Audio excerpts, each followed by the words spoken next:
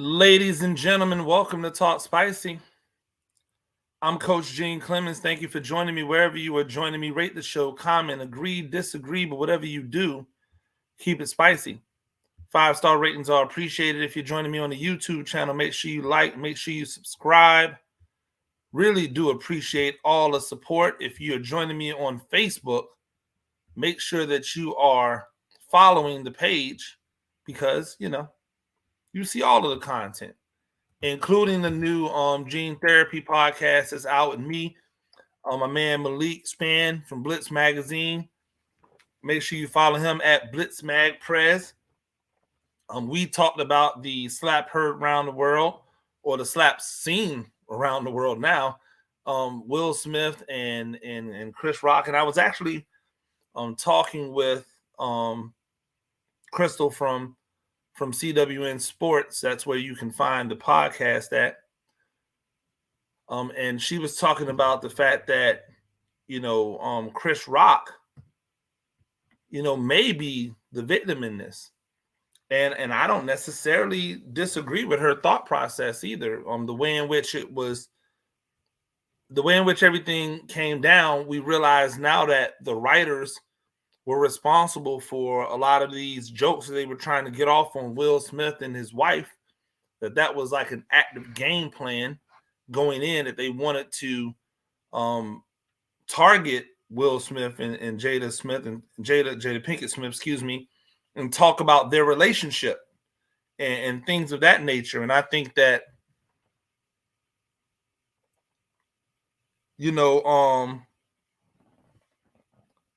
with that, like, they wanted to I don't know if they wanted to shame him or whatever, but they wanted to poke light. And I think it would have been cool if they would have just poked that at Will. If they would have just made fun of Will, this probably doesn't happen. But as my boy Malik says, when you think about the history of Chris Rock and Chris Rock having jokes about Will Smith and Jada Pinkett Smith, this is probably the straw that broke the camel's back. So make sure that you check that out. Gene Therapy Podcast. Got to be more careful, Chris Rock. Go and check that out on CWN Sports. Last night I think it was last night. I'm pretty sure it was last night. A fantastic NCAA Women's Final Four game. And I won't talk too much about it because, we're going to talk about it on the Zebra Stripes podcast. And I've got something special coming on Thursday that I'll be dropping on Thursday for my next Gene Therapy pod. We're talking about the Final Four and the Final Four boys. Sorry, not boys. Geez, the men's tournament and the women's tournament. And I'm going to be joined.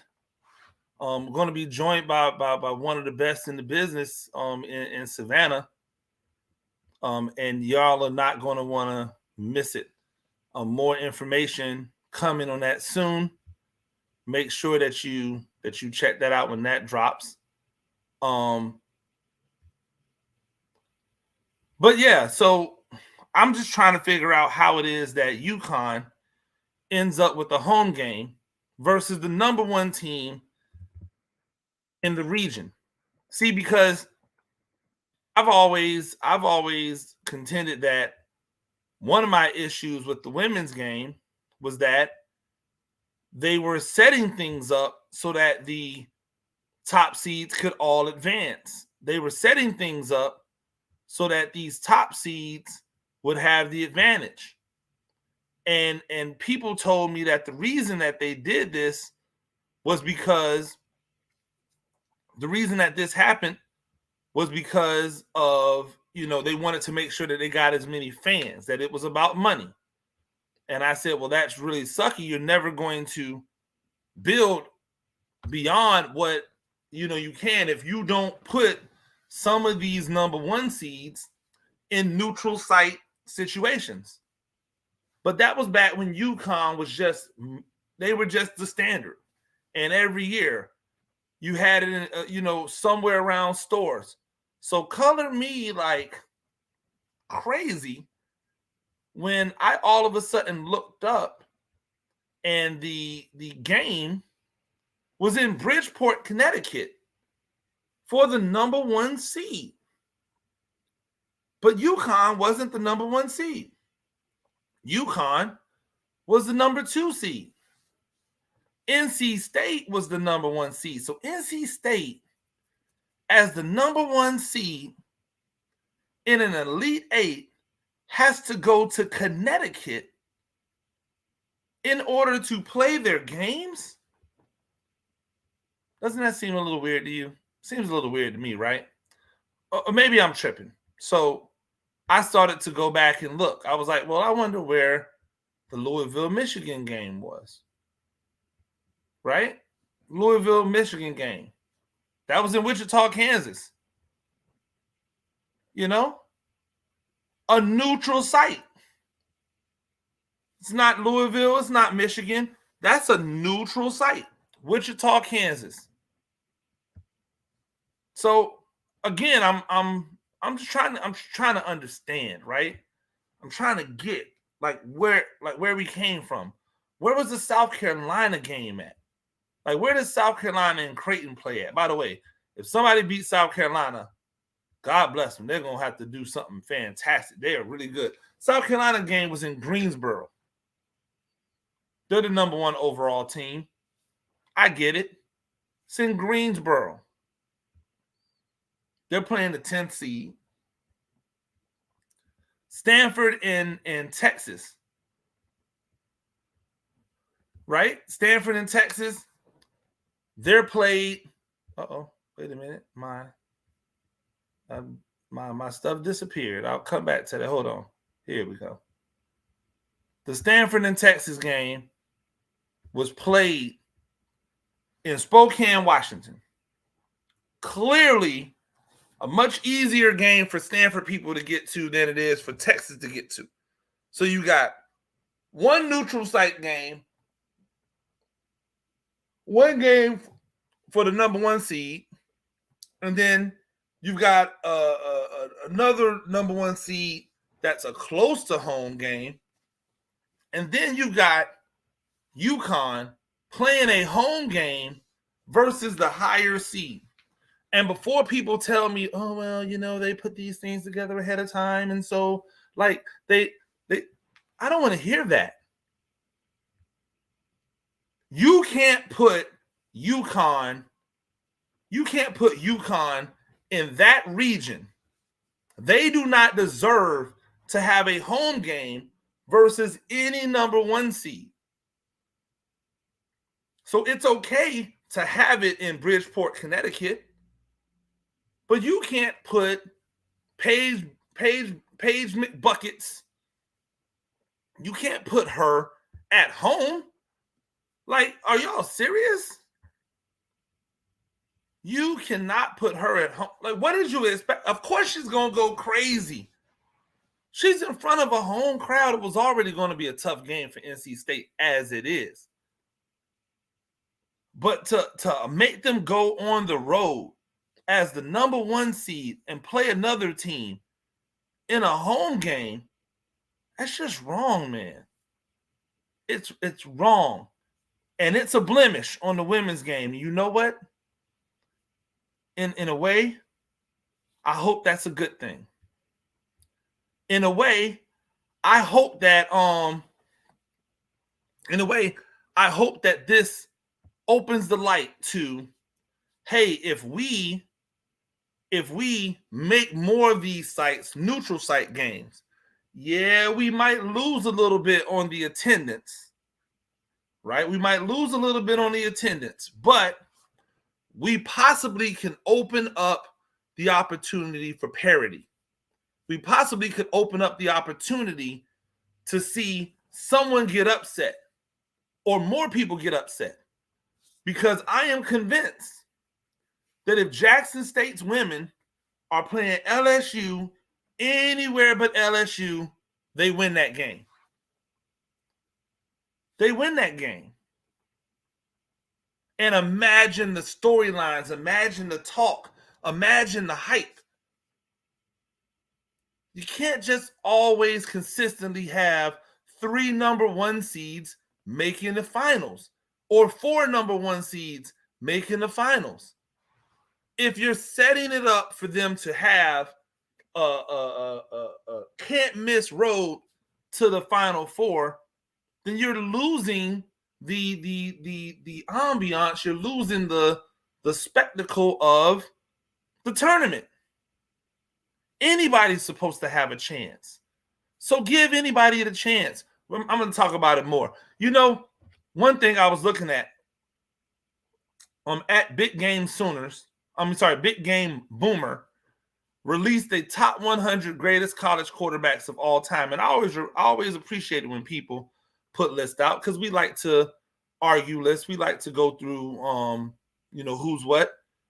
But man, was this list egregious. Now, I'm not going to get into everybody on the list. I'm just going to point out some things. This is clearly an Oklahoma Sooners page, right? They've got 7 Oklahoma Sooners on the top 100. No offense to Jason White or Josh Heupel or Landry Jones, but get they ass off this list. Get them off this list. Sam Bradford, get him off this list. Kyler Murray, get him off this list. The only 2 that should be on this list, in my opinion, and again, this is everybody's opinion. The only 2 Oklahoma Sooners that should be on this thing is Baker Mayfield and Jalen Hurts. Why, you might ask? Because Jalen Hurts did it in a couple different places. He's not really even synonymous with Oklahoma like that. But Kyler Murray won the I don't care that he won the Heisman. Okay, put him on the list because he won the Heisman. Put him on the list. Even though we know the Heisman is a quarterback award. Put him on the list. That's cool. I just want to go down with you the top 5. Right? The top 5. Tim Tebow is number 1. What are we doing? I know we love Tim Tebow. I know y'all love Tim Tebow. I know Tim Tebow had a fantastic career at Florida. But he is not the greatest college quarterback. He's not. He might be the most beloved. He's not the greatest. Baker Mayfield is second. We'll come back to that. They finally come to their senses. Cam Newton's third. Peyton Manning's fourth. Vince Young is fifth. Now, instead of boring you with all of the other stuff, I'm just going to say this. Lamar Jackson is 37th. And there is not a world that I would ever live in where Lamar Jackson, who did what he did, where he did it, ended up being 37th. How can you be a top 5, top 10 rusher in college and a top 5, top 10 passer in college? Not 1, not 2, but 3 years. No, sorry, not 2 years, and not be one of the greatest in the history of the game. And I thought it was because, he didn't win a championship, but Baker didn't win a championship. So what is he doing? And so then he goes down the list and starts just naming like all-time greats so that people don't yell at him. Roger Staubach and Davey O'Brien and Dan Marino. And he's got Drew Brees as a top 13 all-time great. In college? In college? Marcus Mariota. In college? Top 14? By the way, while we're trying to do this list and try to figure out the merits of it, there's no Jameis Winston in the top 25. There's no Jameis Winston in the top 50. There's no Jameis Winston in the top 75. There's no Jameis Winston on the list. Oh, no, I'm sorry. I missed him. That's on me. He's 29th. Jameis Winston, who put together one of the best 2-year runs in the history of the game, won a national title, won a Heisman. He's not top, but Matt Jones is on the list. Like, Winston's not top 10, but Matt Leinart is. Joe Burrow is top 8. He's 8th, but Winston is 29th. Baker Mayfield never won anything. Peyton Manning didn't win anything. What are we doing? Marcus Mariota never won anything. Deshaun Watson, 16. Come on, man. How is he 16? If I was doing a list, it would read like this. Cam. Oh, Cam. Vince Young. And then the rest of the list could start. As long as you start with Cam Newton and Vince Young, I'm good. Now, again, however you want to do it, and I'm not mad they went and put the list together. That's on them. But Baker Mayfield is second? My guy. Eric Crouch is above Jameis Winston. Ty Detmer is above Jameis Winston. Sam Bradford, Pat White, Andrew Luck. Man, some of y'all be ODing on these lists, and I love them because I make a list, and I like when people give me feedback on what I missed or what I didn't miss. That's the whole point of lists, is to stoke conversation. But when it's this bad, you know it's biased. Ladies and gentlemen, that's Talk Spicy. I'm Coach Gene Clemens. To do this thing a few times a week. Rate the show, comment, agree, disagree. But whatever you do, keep it spicy. 5-star ratings are appreciated. If you're joining me on the YouTube channel, you know what to do. Like, subscribe. If you're joining me on Facebook, make sure that you like the page. Till next time, peace.